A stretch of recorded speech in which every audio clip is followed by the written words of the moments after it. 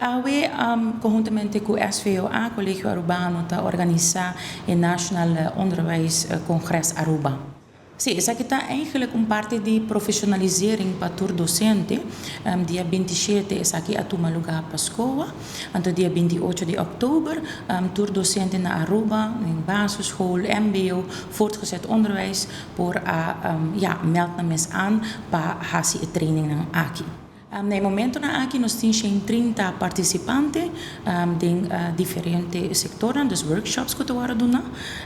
Workshops zijn aqui tá bijvoorbeeld taal in onderwijsbeleid, voortgezet onderwijs of leiderschap in AI.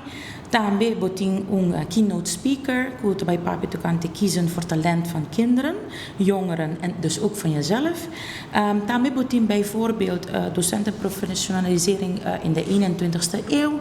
En também recht op privacy van de leerlingen in een digitale samenleving. Dus eigenlijk dan topico's, ik heb dan parte die topico dan, goed worden eigenlijk besproken in een workshop dan aki. Pero ting mas, zeg ik dan een paar. Sim, met que cada docente, cada ano, tem a mogelijkheid aqui, a oportunidade aqui para profissionalizar nos mesmos. Nós assim, nós trabalhamos em opleiding, mas aqui não acaba não somente hora acaba a opleiding. Tur ano, o mundo tá cambia, muita não tá cambia, regra não tá cambia. Então está bom para porque na al tanto de lo que está passando entre alunos não, pero também com por hasibo school mais professional, não? Como team, não somente como docente, mas também como team na escola.